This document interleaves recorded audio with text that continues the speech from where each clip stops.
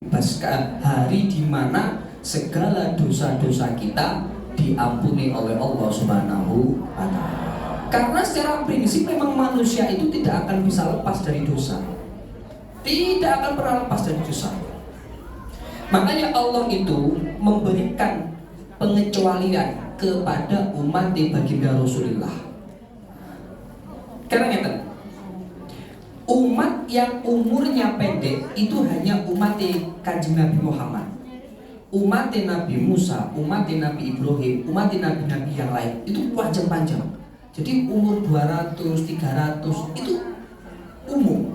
Sekarang coba menjadi umat Kanjeng Nabi Muhammad, jangankan umur 200, 300, umur 50 tahun aja minyak wanginya, parfumnya sudah pakai fresh care.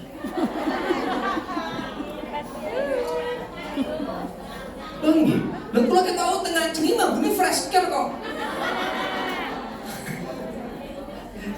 Bukan fresh care tadi bis. Nah mas, Punya angin. Bal semua. Ikut sini kok ada bal semua.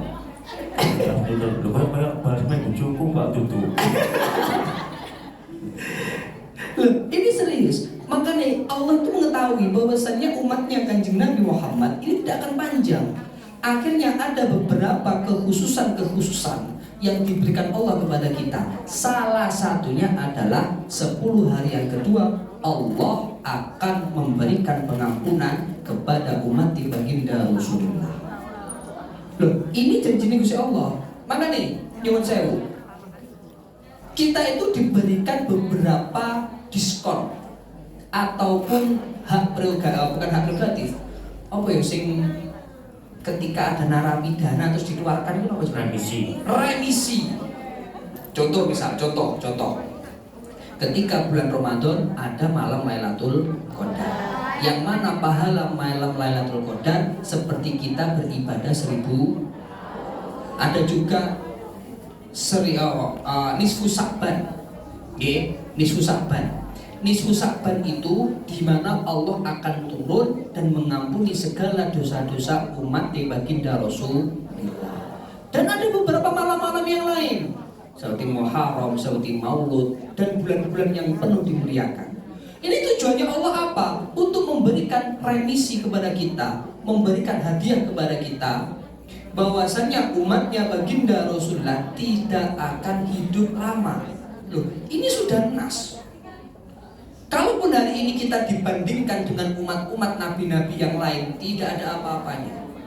Bahkan hari ini, kalaupun kita umurnya panjang sampai 125 lebih misal, tetap kita tidak bisa ibadah secara maksimal. Kenapa? Asam urat, rematik, kolesterol, mah, sing gampang ngentut lah, beser. Apa kalau biasa ngeramut yang sepat? Lalu ini kok S2. Artinya ini harus panjenengan manfaatkan. Ini harus kita manfaatkan. Di 10 hari yang kedua itu harus kita manfaatkan. Bagaimana pemanfaatan kita supaya kita diampuni dosanya oleh Allah Subhanahu wa Ta'ala. Yang terakhir 10 hari yang ketiga ini adalah wa akhiruhu itkun minan. 10 hari yang ketiga ini merupakan terbebasnya kita dari api neraka. Karena saya yakin panjenengan semua pasti pengen masuk surga siapapun itu, hatta wong bejat ataupun al-fajir, orang yang sangat lacut, orang yang sangat berdosa, ini pasti akan tetap ingin dakhalal jannah. Siapapun itu orangnya. Saat ini jenengan yang hadir di sini tujuannya apa? Dakhalal jannah. Kita capek-capek, nih kan, dari rumah ke sini, ongkos sendiri, naik apa? Kereta, naik kereta di sini dari pagi sampai sore. Tujuannya apa? Supaya kita bisa dakhalal jannah. Karena al-jannatu mustaqutun ila arba'atin nafarin. Jadi surga itu dicetak dari 4 golongan. Niki jenengan tak kasih tahu carane dakhalal jannah. Kalau jarang lu bocorin ini. ngomong lho. Udah ngomong-ngomong deh. Sama tahu Ya, nih. Bapak. Ini rahasia ini. Saya kasih tahu. Jadi al jannatu mustaqotun ya arba'atin nafarin. Jadi surga itu tercetak dari 4 golongan. Oke. Nah, ini mungkin jenengan muhasabah. Kita introspeksi diri. Kira-kira kita masuk golongan yang mana? Yang pertama adalah talil Quran. Satu adalah golongan orang yang membaca Nah, sekarang kalau badai tanya, di antara semua niki yang hari ini sudah baca Quran siapa? Nah, hitungan 1, 2, 3, 4. Golongan kudu merah membaca Quran. Nah, golongan kudu putih. Mbuh yang lain kan. Cenderung orang. Ah, Oh, benar. baca Quran kan nggak mesti pagi. 1 kilo rasa. Oh, terus ke sini. Tapi golongan yang pertama ini adalah tahlil Quran, orang yang membaca Al-Quran. Nah, ini bisa menjadi sebuah introspeksi bagi kita. Kira-kira saya mau tidak masuk golongan orang yang ahli membaca Al-Quran? Yang kedua, wahafidul lisan, orang yang menjaga lisan. Nah, orang yang menjaga lisan itu apa? Orang sing gak tahu rasa-rasa, tidak pernah mengecewakan kepada orang lain. Iya. Lah ini pertanyaannya diganti. Beri mas. Ini sampai saat dinten iki wau, siapa yang belum rasa-rasan? Orangnya Ya benar. Ayo. Sekarang tak dari mana?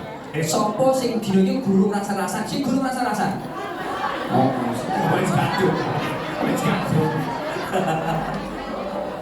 Ini wis kadung. Boten napa-napa kadung. Lanjutkan. Hidup rasa-rasa. Tapi dia jadi rasa-rasa itu enak kok. Dan sama dengan ini, Tanpa sadar. sing ngomong-ngomong dewi iki mau. Iya. Coba, itu rasa-rasa apa ngomong nih ilmu? Rasa-rasa.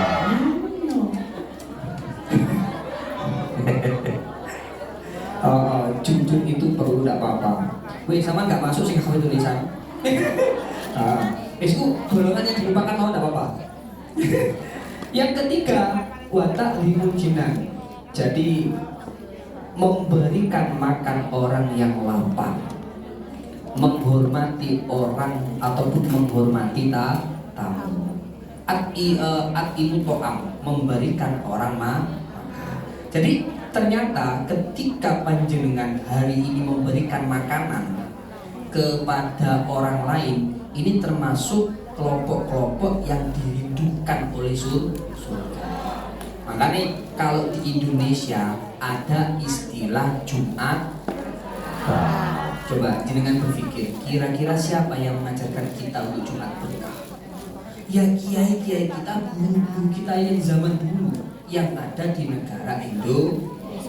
Saya tuh kadang-kadang berpikir gini, masyaikh kita, guru-guru kita itu sangat luar biasa. Orang-orang zaman dahulu, mbah-mbah kita zaman dahulu, ini adalah orang yang sangat luar biasa. Salah satu contoh, jenengan ketika di Indonesia, ketika bertemu dengan orang tua, jenengan tahu nggak mendengarkan istilah jangan suka berdiri di depan pintu. Karena kenapa? Ditolak judune. Lah nek sing rondo piye?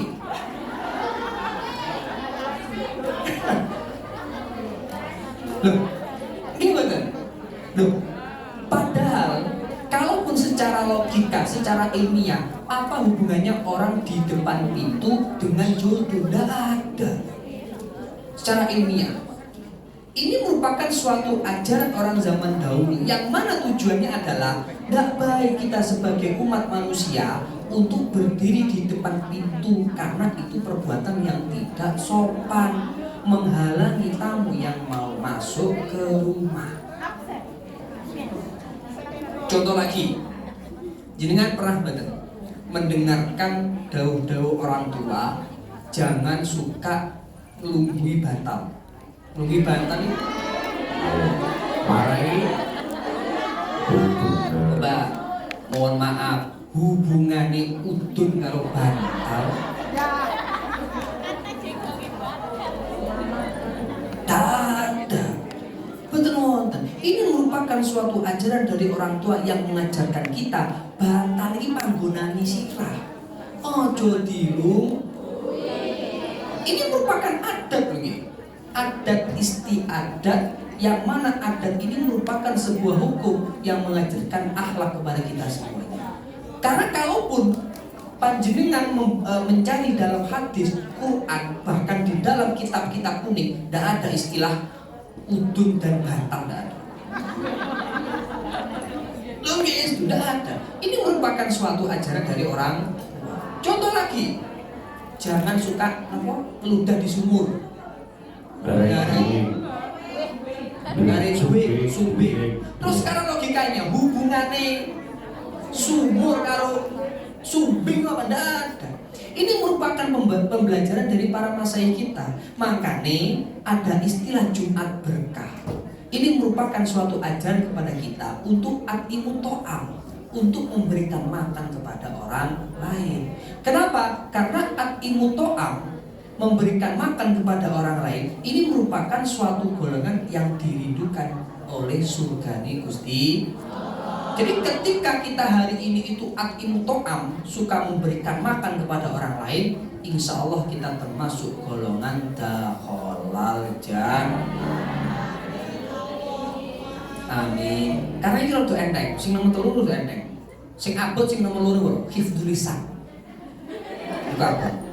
Ini kayak saya melihat jenengan tuh kayak abot. Wis ta apa wis? Jenengan pilih mawon golongan yang pertama dan golongan yang ketiga. Sing pertama adalah orang yang suka baca Quran, yang ketiga adalah orang yang suka memberikan makan.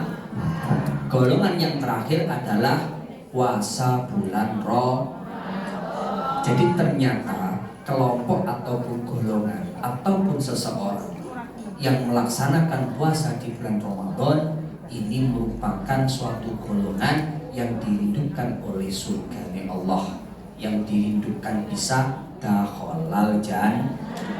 Nah, sekarang kita harus muhasabah.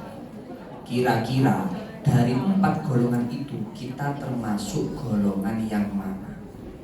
Karena memang di dalam hadis tidak dijelaskan secara rinci kita harus ikut 4 golongan ini, tidak harus.